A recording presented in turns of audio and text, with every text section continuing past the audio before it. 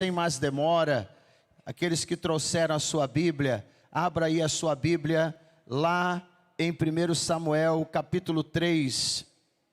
1 Samuel capítulo 3.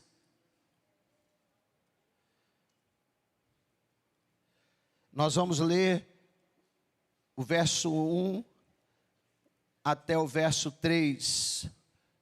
Abra aí a sua Bíblia, capítulo 3. Os líderes de células estão fazendo um trabalho excelente, né? As reuniões cada vez mais dinâmicas,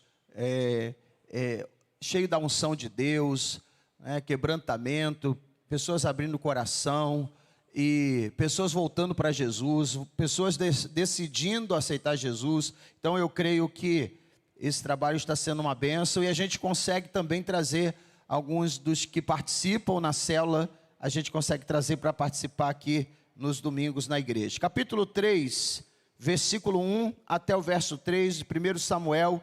Quem já encontrou aí, diga amém. Então diz assim a palavra: e o jovem Samuel servia ao Senhor perante Eli, e a palavra do Senhor era de muita valia naqueles dias. Não havia visão manifesta.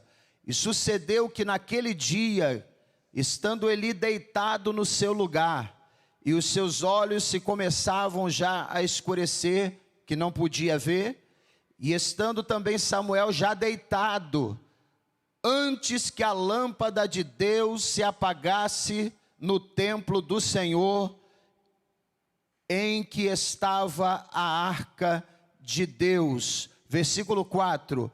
O Senhor chamou a Samuel e ele disse: eis-me aqui. Ampliando a nossa leitura do verso 1 até o verso 4, eu termino com essa parte: e o Senhor chamou a Samuel e ele lhe respondeu: eis-me aqui. Glória a Deus. Quero usar como tema nesta noite: Deus não deixará a lâmpada se apagar. Quero que você entenda um pouquinho do que está acontecendo exatamente nesse período da leitura. Eu quero repetir o tema: Deus não deixará a lâmpada se apagar. E o texto que foi destacado para nosso entendimento fala de um período muito difícil de Israel, porque a vida espiritual de Israel estava comprometida com um sacerdócio que tinha se corrompido. O sacerdote Eli, juntamente com seus filhos, se apartaram do que seria uma vida espiritual saudável. E Deus já estava providenciando um substituto. Deus já estava providenciando alguém que pudesse dar sequência ao propósito de Deus para Israel. Afinal de contas, Deus chamou esse povo para se revelar, para usar esse povo como um instrumento da sua glória. E aí, um povo apartado de Deus, separado de Deus, não tem como Deus fluir ou revelar a sua glória. Então seria necessário uma restauração espiritual, e essa restauração espiritual começa com uma pessoa. Eu quero dizer para você nessa noite: Deus não faz restauração espiritual através de uma instituição. Deus não faz restauração espiritual através de uma organização humana ou de um organismo humano. Deus não faz a restauração através de uma denominação. A restauração de Deus vem através de uma pessoa, e essa pessoa se chama Jesus. Jesus é o responsável pela restauração, seja de qualquer vida, seja de qualquer pessoa. Deus não escolheu uma denominação, Deus não escolheu uma religião, mas Deus escolheu alguém, e Ele denominou esse alguém para restaurar as nossas vidas. Esse alguém é Jesus.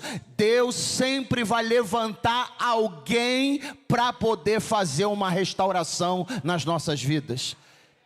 Jesus é o restaurador. Jesus é aquele que nos restaura. Mas a figura de Samuel é importante. Samuel aqui está representando Jesus. E a Bíblia vai falar como algo até muito estranho aparecer nesse momento de comunicação entre Deus e Samuel, para usar Samuel nessa restauração, para levantar Samuel nessa restauração. Existe algo que foi mencionado ali. Esse algo que Deus, o Espírito Santo colocou na leitura, me chamou a atenção, que foi o candelabro. O candelabro que estava no templo do Senhor, que estava no local reservado. Esse candelabro estava com a lâmpada se apagando. E aí o texto vai se preocupar em falar que antes que a lâmpada de Deus se apagasse, antes que essa lâmpada se apagasse, Samuel foi chamado. Samuel foi chamado exatamente com esse detalhe que foi relatado no texto. Antes que a lâmpada de Deus se apagasse no templo do Senhor, Deus levantou Samuel e Samuel respondeu: eis-me aqui. Eu quero dizer para você nesta noite que essa lâmpada, ou a lâmpada que está se referindo o texto, é um candelabro de ouro que era colocado no lugar santo. Esse candelabro tinha 7 lâmpadas que precisavam estar acesas, e era responsabilidade do sacerdote manter esse candelabro aceso. E aí eu queria dizer para muitos, até com outras traduções, o candelabro é chamado também de candeeiro, ou talvez em outras traduções vai estar ali castiçal. Então, em algumas passagens da Bíblia, o mesmo instrumento é chamado de candelabro, é chamado de candeeiro e é chamado de castiçal. É o mesmo instrumento, só tem nomes diferentes. E aí eu queria que você entendesse que esse candelabro, ele era uma peça fundamental do lugar santo, porque ele iluminava aquele local, ele trazia luz para aquele lugar. E o lugar santo, para quem já estudou a Bíblia, sabe que é um compartimento do tabernáculo que antecedia ou precedia o Santo dos Santos. Quem aqui já ouviu falar do lugar chamado Santo dos Santos? Eu creio, nós ouvimos muitas canções, né? No Santo dos Santos, a fumaça me esconde, só meus olhos te veem, né? Só teus olhos me veem,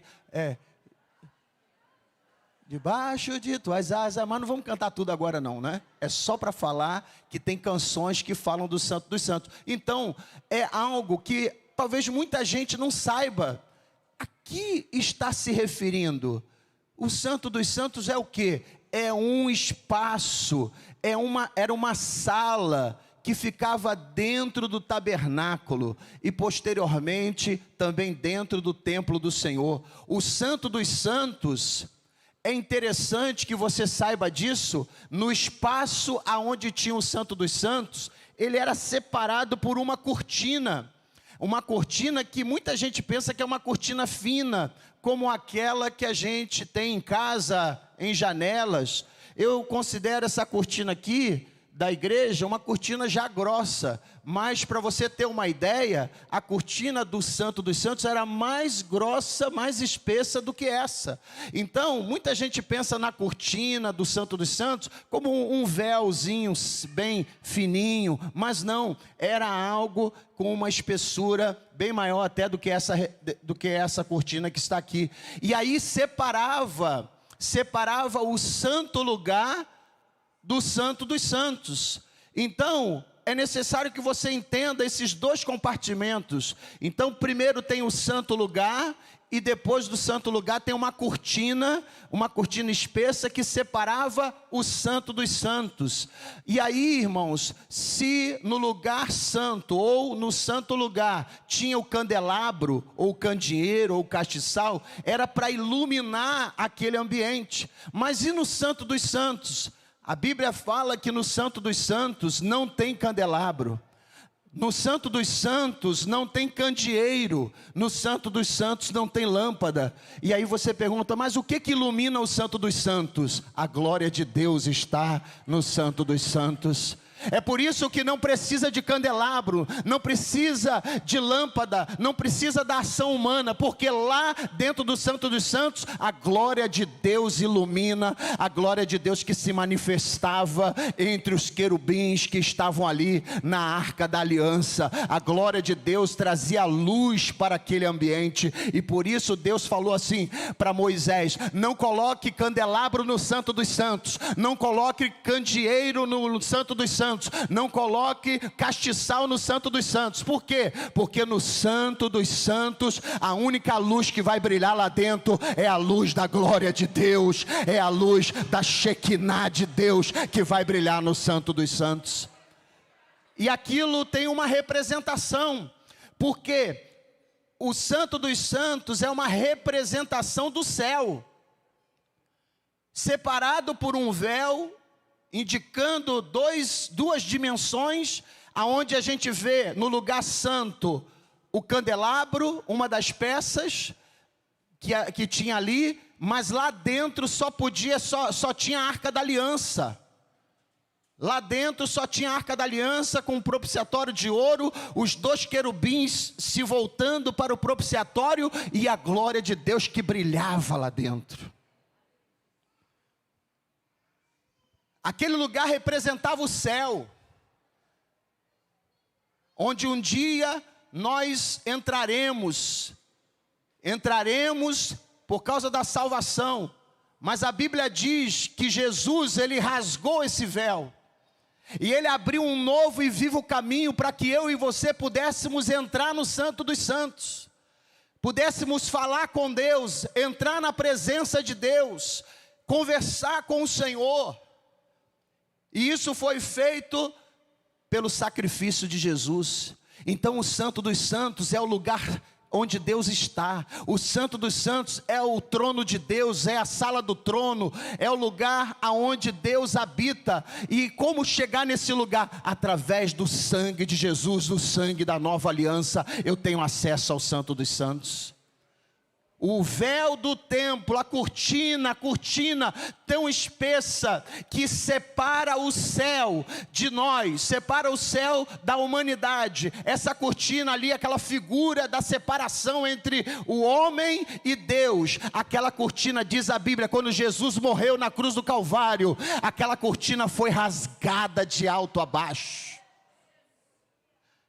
Se você reparar bem, o texto não diz que aquela cortina, ela foi rasgada de baixo para cima. Por que ela não foi rasgada de baixo para cima? Porque se o véu fosse rasgado de baixo para cima, seria um homem que rasgou a cortina. Mas aquela cortina, ela foi rasgada de cima até abaixo, para mostrar que foi a mão de Deus que pegou lá em cima e rasgou até embaixo, para abrir um novo caminho para mim e para você, para que você tivesse acesso à glória de Deus, para que você tivesse acesso à presença de Deus. Por isso que Jesus falou: se creres, verás a glória de Deus. Se creres, verás a glória de Deus. Se creres, verás a glória de Deus, porque o próprio Deus rasgou o templo, rasgou o véu do templo, uma cortina que era espessa, que não tinha pessoa suficientemente forte para poder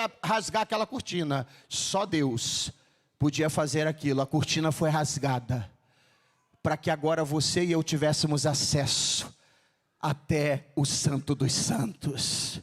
Oh, aleluia, o céu está aberto para mim, o céu está aberto para você. Você pode orar, você pode falar, você pode clamar, e o céu vai receber as tuas orações, o céu vai receber o teu clamor, e Deus vai responder. O mesmo céu que está aberto para receber as orações, o mesmo céu está aberto para derramar as bênçãos sobre a sua vida, derramar as vitórias sobre a sua vida. O mesmo céu está aberto. Então eu trago para você que o Santo dos Santos representa o céu, mas o santo lugar é o lugar do candelabro, é o lugar onde o homem tem que cuidar. O homem tem que chegar no candelabro, o homem tem que manter o candelabro aceso, porque aquela ferramenta, aquele instrumento ilumina todo aquele ambiente, não pode se apagar.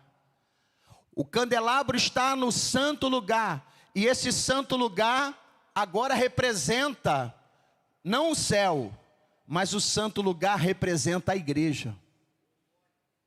O santo lugar representa a igreja. Enquanto o Santo dos Santos representa o céu, que Jesus já rasgou o véu, Jesus já abriu caminho para que eu pudesse chegar ao trono da graça. Agora existe ali o Santo dos Santos, que representa a igreja, e a relação que a igreja tem com Jesus, tudo está ali representado. Eu posso ver nesse espaço chamado Santo Lugar, o Santo Lugar, que nós temos ali alguns instrumentos ali. No santo lugar existem 3 instrumentos que estão ali relatados. É a mesa dos pães da proposição.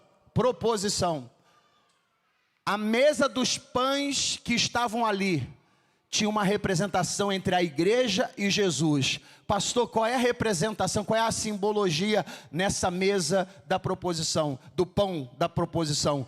É porque aquela mesa continha alguns pães sagrados, e que os sacerdotes tinham que manter essa mesa sempre com um pão fresquinho ali. Foi esse pão que alimentou Davi e o seu exército quando eles estavam famintos, e o sacerdote falou: nós não temos nenhum alimento aqui, só tem lá os pães da proposição. E aí, se fosse lá no Santo dos Santos, não podia, mas se é no santo lugar, é a igreja, tem pão, então vamos comer o pão, porque a igreja tem que ter pão para alimentar a multidão. Você entendeu? Então nós temos aqui as peças. Aliás, ali é a Arca da Aliança, tá? Não, a Arca da Aliança é no Santo dos Santos. O candelabro é que está lá. Ah, é o pão, me desculpe, está parecido com o pão, porque está em cima, tem algumas taças ali. Esse pão que ficava ali arrumadinho, tinha que ser pão fresquinho. Foi isso que alimentou Davi e o seu exército quando eles estavam com fome. Os sacerdote que estava ali servindo, na época, liberou o pão para Davi comer. E aí eu queria dizer que esses pães, eles representam Jesus. Então, havia uma mesa, olha só, havia uma mesa com os pães ali enfileirados, os pães da proposição. Olha o simbolismo da igreja, olha o simbolismo da relação da igreja com Jesus, porque há uma mesa e há sobre a mesa pães. Então você como igreja, nós como igreja, nós somos a mesa. O que a mesa está fazendo ali? A mesa está apresentando o pão. E a igreja apresenta o pão para aqueles que estão famintos. Jesus falou: quem tem fome, quem tem sede, vem a mim e beba. Ou seja, eu sou o pão da vida, e aquele que se alimenta de mim vai saciar a fome. Ou seja, se você está aqui, a tua alma está faminta, a tua alma está sedenta, Jesus é a água da vida, e Jesus é o pão da vida. E ali a mesa é a igreja apresenta o pão. Você está faminto, a tua tua alma está faminta, você não sabe aonde saciar a sua fome, e é por isso que muita gente que não sabe o que fazer para saciar a fome da sua alma, muita gente procura as drogas, muita gente procura as baladas, muitas pessoas procuram as bebidas alcoólicas, muitas pessoas procuram aí as farras, as bagunças, a prostituição, muitas pessoas procuram as drogas para saciar essa fome que existe dentro da sua alma, mas essa fome a igreja tem. A igreja é a mesa que apresenta o pão, e o pão é Jesus, o pão é Jesus, esse pão é Jesus. Sabe o que você precisa? Você não precisa de drogas, você não precisa de bebida, você não precisa de balada, você não precisa de prostituição. O que você precisa é de Jesus, é de Jesus, é de Jesus. Eu quero dizer para você, não é uma igreja que eu estou te apresentando, não é uma denominação que eu estou te apresentando, não é uma religião que eu estou te apresentando, eu estou te apresentando o pão da vida, eu estou te apresentando Jesus, eu estou te apresentando Jesus, porque só Ele pode saciar a fome da tua alma. No santo lugar tinha uma mesa, e nessa mesa tinha pães. A igreja é a mesa, e os pães estão apontando para Jesus. Tem muitas igrejas que a mesa está vazia. Tem muitas igrejas que em cima da mesa não tem o que apresentar, ou estão apresentando outra coisa menos Jesus. Mas nessa noite eu quero dizer, aqui a mesa está posta, e a mesa está com pão, e esse pão é Jesus para saciar a tua fome. Você não vai voltar para casa com a tua alma faminta, mas Jesus está aqui para saciar a sua fome. Aleluia. A mesa representa a igreja e os pães representam Jesus. Mas ali do lado você vai ver o altar chamado altar do incenso. Quando se entrava no santo lugar, você viu o altar do incenso. E o que representa o altar do incenso? O altar do incenso representa a oração da igreja. Porque é no altar que se subia uma fumaça que perfumava o ambiente. Porque nesse altar tinha brasas vivas. O altar do incenso, o sacerdote, ele tinha que manter nesse altar brasas acesas, vivas, e que quando se lançava um incenso, um perfume, uma substância muito cheirosa, quando jogava e batia naquelas brasas, uma fumaça perfumada subia, e todo o ambiente ficava perfumado. Oh, irmão, a igreja exala o perfume de Cristo. Aleluia. A mesa apresenta o pão e o altar do incenso apresenta o perfume de Cristo. Olha como existe uma relação do santo lugar com a igreja. O santo lugar aponta para a igreja e a sua relação com Jesus. Como nós não podemos separar a igreja de Jesus? O pão está na mesa, e a mesa é a igreja, e o pão é Jesus. O incenso de ouro está lá com as brasas vivas, e a igreja é essa brasa viva. E quando joga o perfume em cima da brasa, a fumaça vem e inunda o ambiente. Aleluia, contagia o ambiente com o perfume de Cristo. E eu quero dizer para você nesta noite, que Deus quer perfumar a sua vida. Porque Jesus é a rosa de Saron, Ele é o lírio dos vales, e Ele tem perfume para a sua vida. Pastor, o senhor está falando que eu estou cheirando mal?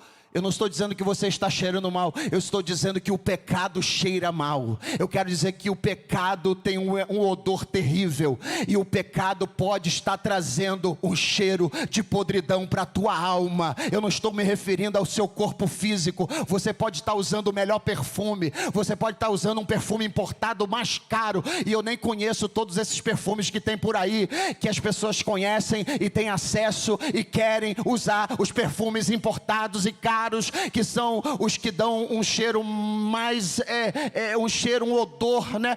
que é tão bom de se sentir aquele cheiro. É algo que produz até um certo prazer sentir aquele cheiro, mas eu não estou me referindo a esses perfumes, não estou me referindo ao cheiro que exala do corpo físico, mas eu estou me referindo à tua alma.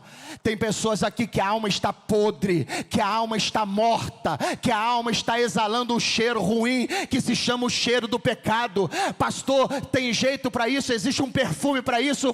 É esse perfume que vende no mundo, que vende aí nas lojas, que as empresas de cosméticos vendem. Esse perfume não dá jeito não, mas o perfume de Cristo, esse perfume que eu acabei de falar, que o altar do incenso produz, o perfume de Cristo, vai tirar o odor do pecado, vai tirar o cheiro do pecado, porque Jesus veio para te libertar do pecado, e quando você é liberto do pecado, o mau cheiro do pecado vai embora, o odor do pecado vai embora, e sobre a tua vida vem o perfume de Cristo. Você passa a exalar o perfume de Cristo. Por onde você passa, as pessoas vão sentir: ali vai um homem de Deus, ali vai uma mulher de Deus, porque você está exalando o perfume de Cristo sobre a sua vida.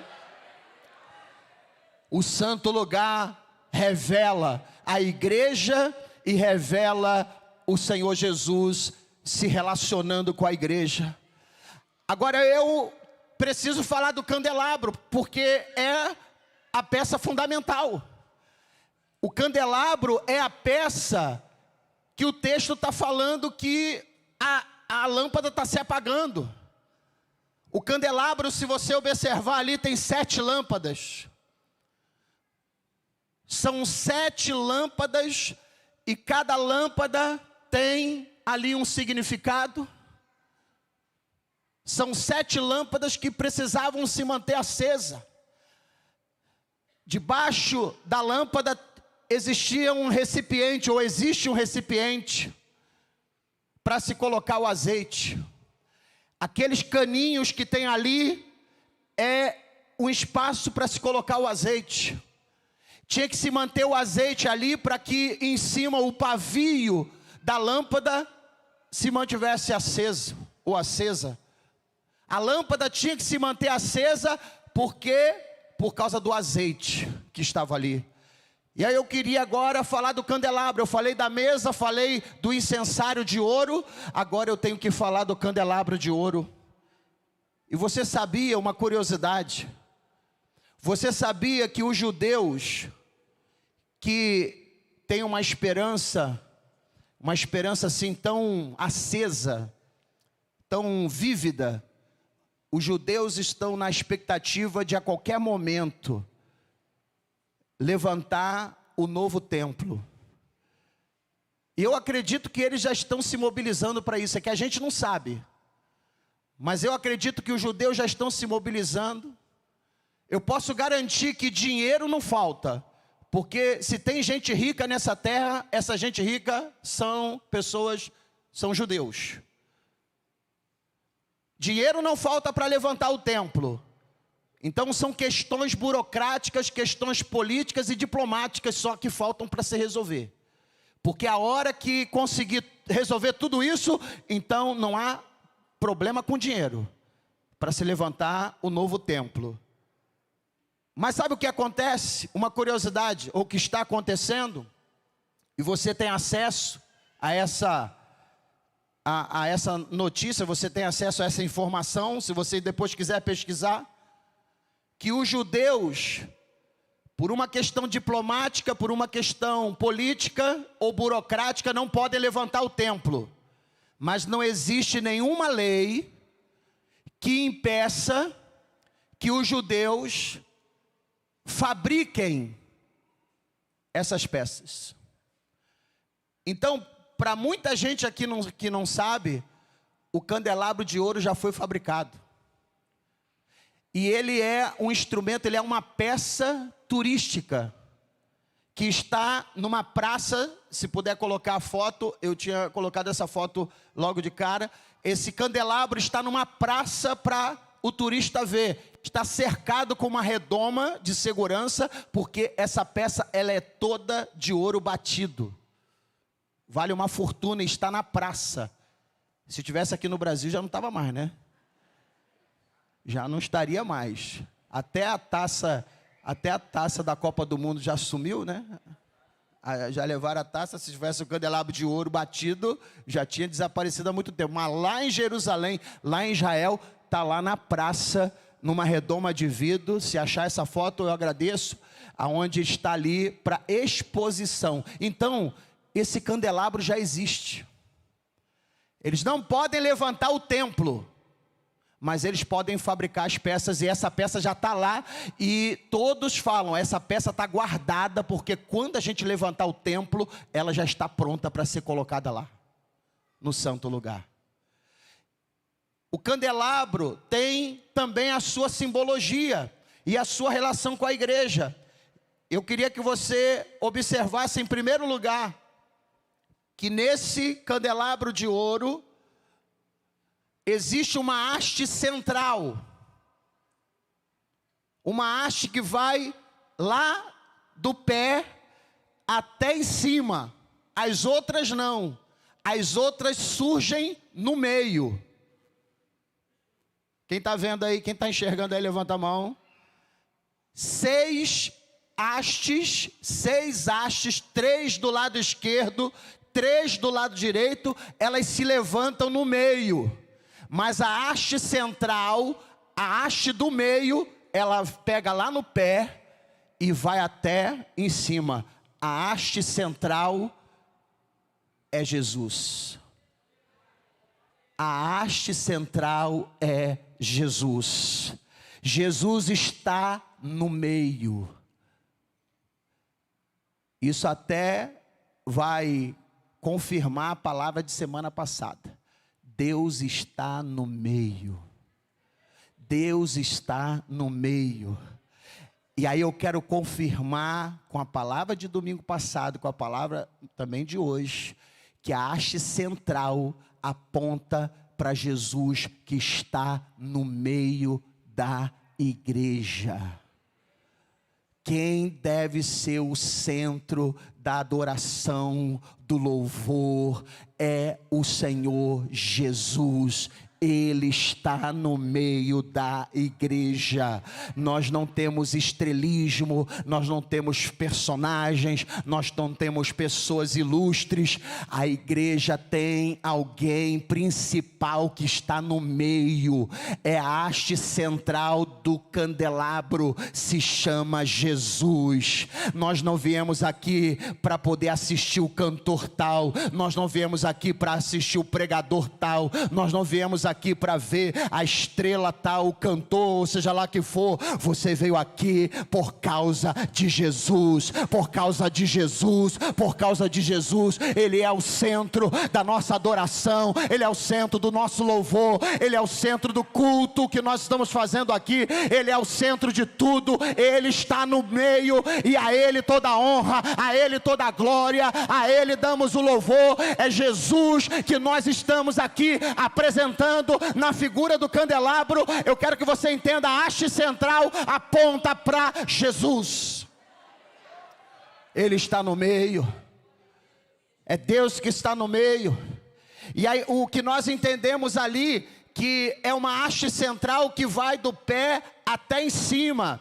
É uma haste central que pega lá do início até o fim. Ele é o alfa e o ômega. Ele é o princípio e o fim.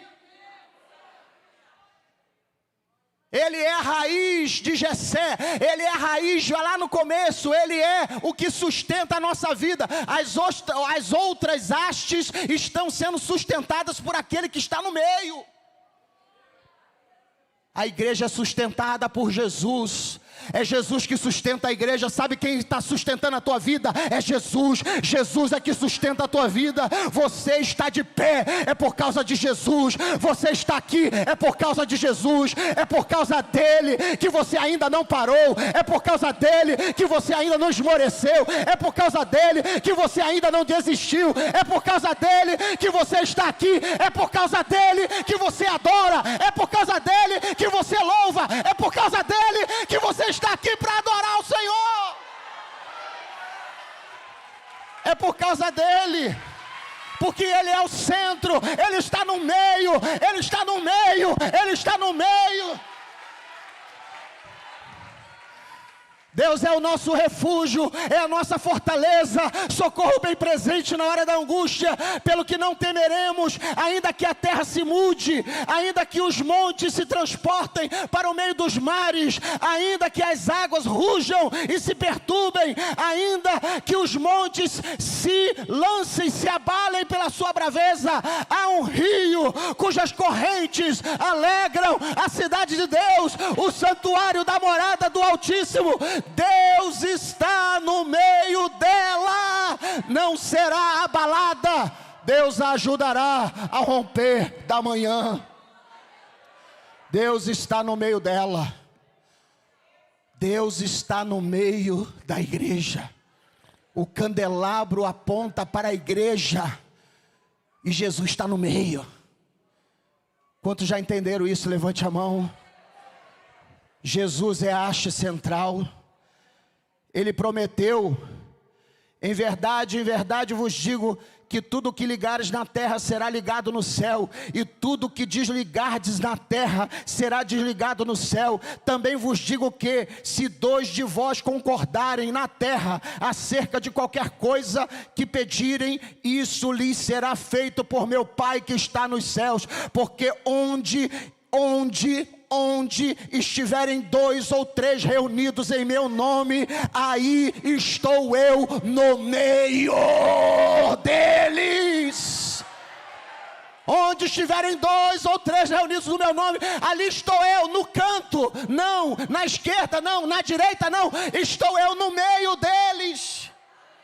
Jesus prometeu, ele está no meio do candelabro, ele está no meio da igreja. É Deus no meio da igreja. Onde tem glória, onde tem fogo, onde tem cura, onde tem libertação, é Deus no meio da igreja. E é tudo isso que nós queremos o poder de Deus, queremos a manifestação da glória de Deus, queremos que Deus cure nesse lugar, queremos que Deus liberte nesse lugar. Por que nós queremos isso? Porque isso é sinal que Deus está no meio da igreja. É sinal que Deus está no meio da igreja.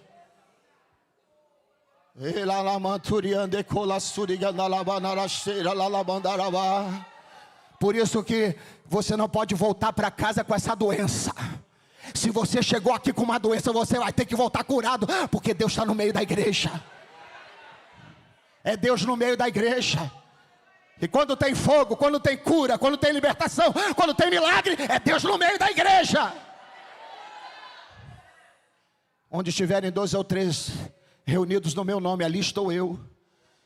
Mas eu não estou lá para fazer presença, eu estou lá para curar. Eu estou lá para salvar. E quem der lugar, eu estou lá no meio, até para batizar com o Espírito Santo e falar em mistério. Fazer você falar em mistério. A haste central representa Jesus. Mas essa haste central, ela também tinha fogo. Porque todas as outras hastes vão seguir um modelo. Aí você fala assim, mas pastor, todas as outras também tinham fogo. Não tem diferença, a haste central tinha fogo, mas as outras também têm. Mas você sabia que o sacerdote, quando ele tinha que renovar o azeite, porque o azeite tinha que ser renovado, todas as outras hastes, elas precisavam ser apagadas. Então, por um minuto, por um tempo muito rápido, todas as hastes eram apagadas, mas a central ficava acesa. A do meio não podia apagar. E é exatamente isso que está acontecendo aqui. A Bíblia fala que antes que a lâmpada de Deus se apagasse no templo, a lâmpada de Deus não são as 7 lâmpadas, é uma só, é a do meio. Você vê que está no singular. Antes que a lâmpada de Deus se apagasse. Não está falando o candelabro todo se apagar. Está falando a lâmpada, uma lâmpada só. A lâmpada do candelabro do meio, a lâmpada da haste central. Essa não pode apagar. As lâmpadas da esquerda ou as lâmpadas da direita, elas podem se apagar, mas a do meio não. Você consegue entender o simbolismo disso? Que a Bíblia fala, aquele que está em pé, olhe que não caia. Nós somos vulneráveis. O ser humano é vulnerável. E eu não estou aqui para lançar nenhuma palavra de acusação contra você, mas eu tenho que admitir pelo simbolismo que eu acabei de transmitir para você, as lâmpadas da esquerda e as lâmpadas da direita, elas podem se apagar. O que isso significa? Significa que um dia a minha lâmpada pode estar tão fraquinha que ela se apague. E eu sei que tem gente aqui que a lâmpada já está se apagando. Se é por falta de azeite, eu não sei. Se é por falta do Espírito Santo, eu não sei. Se uma frieza veio sobre a sua vida, eu não sei. Se um sopro do diabo soprou a lâmpada e apagou, eu não sei. Eu só sei que tem pessoas aqui que a lâmpada se apagou. Talvez são pessoas que estão aqui com as lâmpadas apagadas. Por quê? Porque o pavio é curto. Tem gente que tem pavio curto. E quem tem pavio curto, a lâmpada se apaga muito mais fácil. O pavio curto significa aquela pessoa que não tem muita paciência, que por qualquer motivo já está chutando balde, já tá rodando a baiana, já está fazendo aí coisas que depois ela mesma, a própria pessoa se arrepende depois. É a famosa situação que a pessoa fala assim, eu acabei entrando na carne. Mexeu comigo, pisou no meu pé, o velho homem logo se levantou. Quando esse velho homem já era para ter morrido há muito tempo. Porque aquele que está em Cristo, nova criatura é, as coisas velhas já passaram, e eis que tudo se fez novo. Que aqueles que são de Cristo já crucificaram o velho homem com a sua natureza pecaminosa, e agora você vive novidade de vida. Mas tem muita gente que ressuscita o velho homem. Morreu, mas ressuscitou. Depois quer matar de novo, e às vezes fica difícil. Agora eu quero dizer para você que pavio curto também era um motivo para essa lâmpada se apagar. O ideal é o quê? Ter um pavio longo. O pavio longo aponta para quê? O pavio longo aponta para paciência. A pessoa que tem paciência, que aguenta. Então aguenta a prova, aguenta a luta, aguenta a tribulação, aguenta a perseguição, aguenta a pressão, porque vale a pena. No final, eu vou te dizer uma coisa, sabe o que acontece no final? Você pode até ser chamado aí de bobo. Alguém pode dizer assim, mas você tem que reagir, você tem que fazer isso, você tem que fazer aquilo. Mas eu venho aqui para te dizer que está na hora de você se levantar e pedir ao Senhor. Obrigado, irmão Tarcísio, sempre aposto, sempre aí, valente guerreiro, obrigado. Ô glória. Eu quero dizer para você nessa noite que Deus está te dando hoje um prolongamento do pavio. Deus vai te dar paciência. Agora sabe o que eu aprendi? Que quando você recebe paciência, sabe o que acontece? Você tem que ser testado.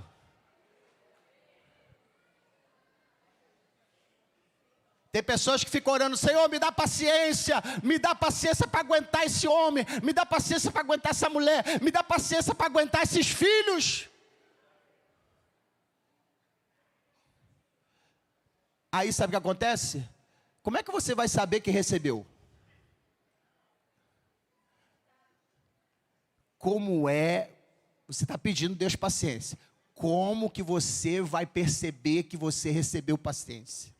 Me diz aí, como que você vai descobrir, olha, Deus me deu paciência, olha, eu venho orando há tanto tempo para Deus me dar paciência, não é que Deus me deu mesmo, mas como que você descobre?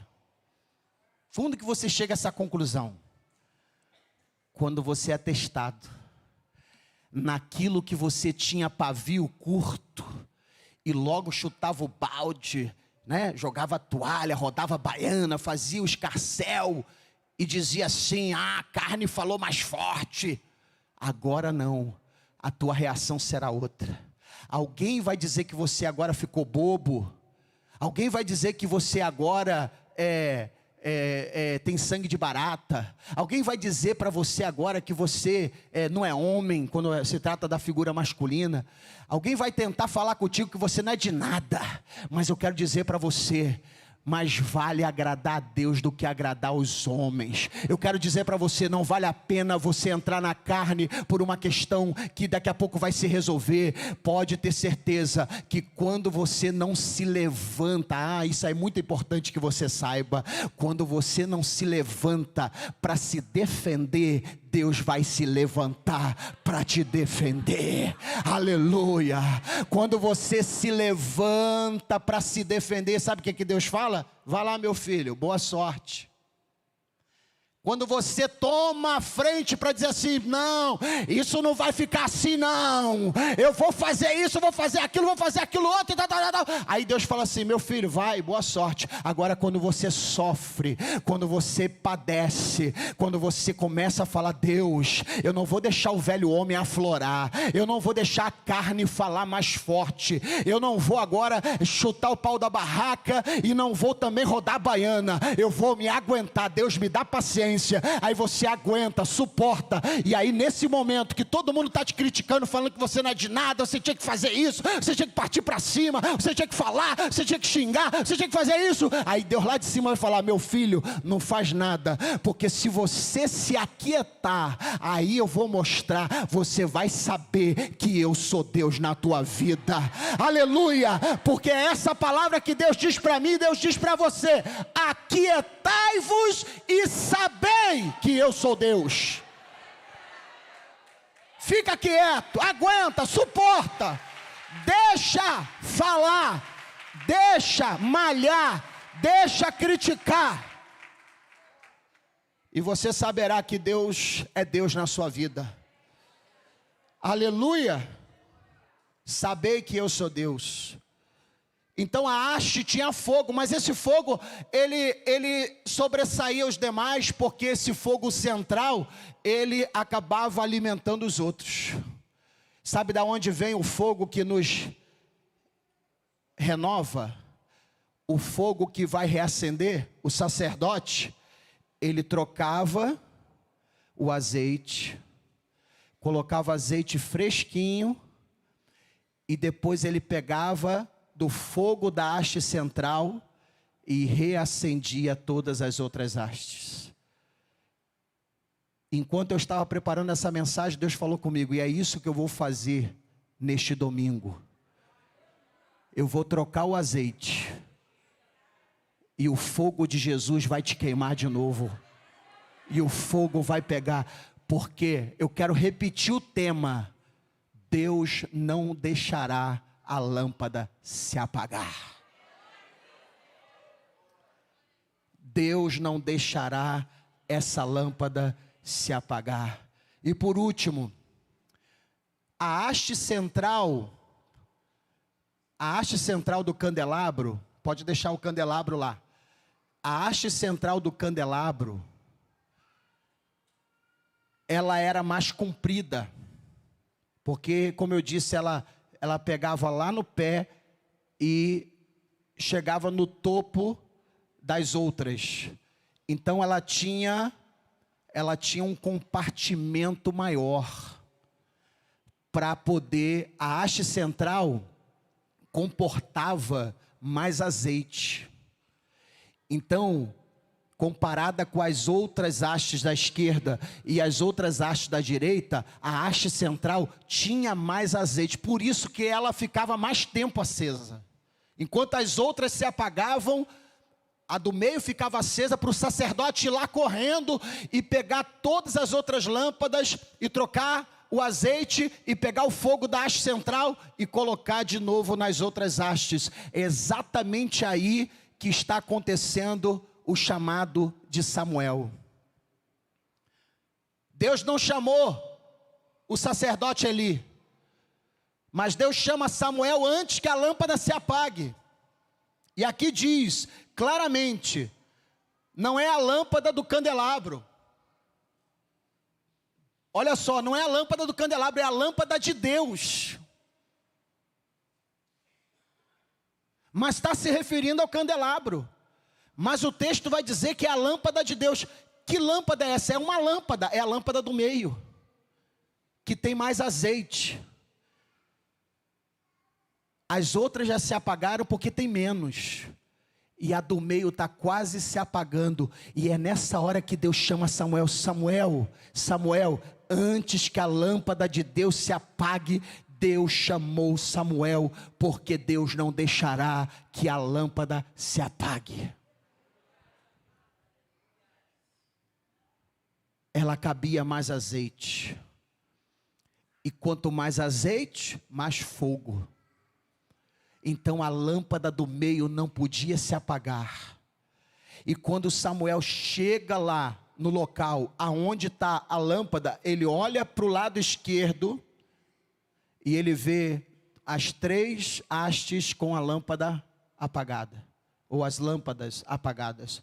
Ele olha para as hastes do lado direito e ele vê as 3 hastes também com as lâmpadas apagadas.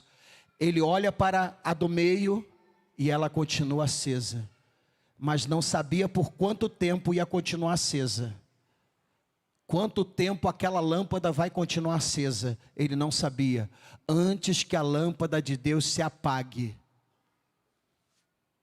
Deus chamou Samuel.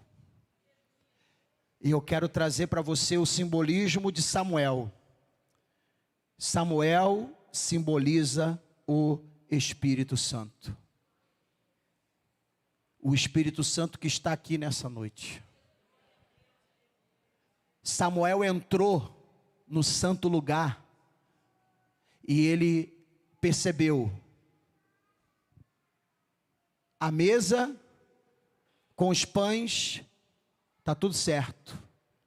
Ele olhou para o lado, o altar do incenso, está tudo certo.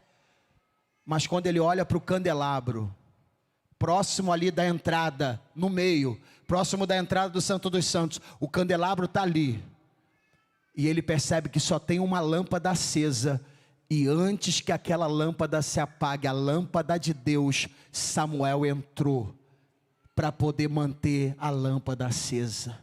Eu quero dizer para você nessa noite, eu não sei como você entrou aqui, mas o Espírito Santo também está aqui para inspecionar a sua vida e ver qual é a lâmpada que está se apagando. Ele vai reacender nessa noite. Deus não deixará que a lâmpada se apague. Vamos ficar em pé.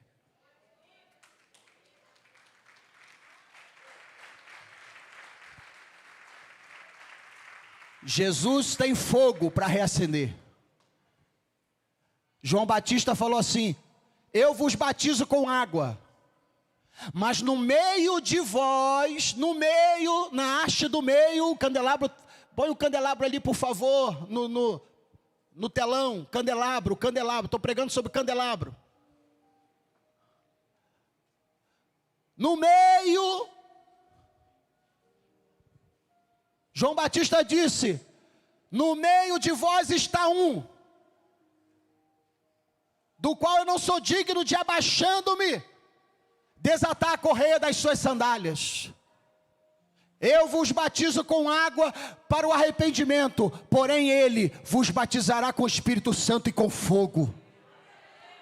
Porque no candelabro, a haste central tem fogo. A haste central tem fogo. O fogo que queima pecado, o fogo que queima bruxaria, o fogo que queima macumbaria, o fogo que queima olho grande, o fogo que queima inveja, o fogo que queima enfermidade. Jesus tem fogo para queimar. Todo o mal será queimado nessa noite. Ele vos batizará com o Espírito Santo e com fogo. Sabe o que está faltando na vida de muitos crentes? O que está faltando é o fogo do Espírito Santo. Ele vos batizará com o Espírito Santo e com fogo. Nessa noite, Jesus está aqui. E como eu disse, Ele tem azeite e Ele tem fogo. Azeite para renovar e fogo para queimar. Se nessa noite há alguém aqui que reconhece que precisa de Jesus, alguém que ainda não teve uma experiência com Deus, você não faz a mínima ideia do que é ter a presença de Deus na sua vida. Talvez você esteja aqui nessa noite e você até diga: pastor, eu já aceitei Jesus, mas você não tem ideia do que é sentir esse fogo dentro de você. O fogo do Espírito Santo. Você ainda não teve uma experiência real com aquele que está no meio, na haste central do candelabro. Aquele que te sustenta, aquele que te mantém de pé, aquele que renova as tuas forças. Nessa noite eu quero lhe convidar para você chegar aqui à frente e você pedir ao Senhor: Senhor, renova o meu azeite.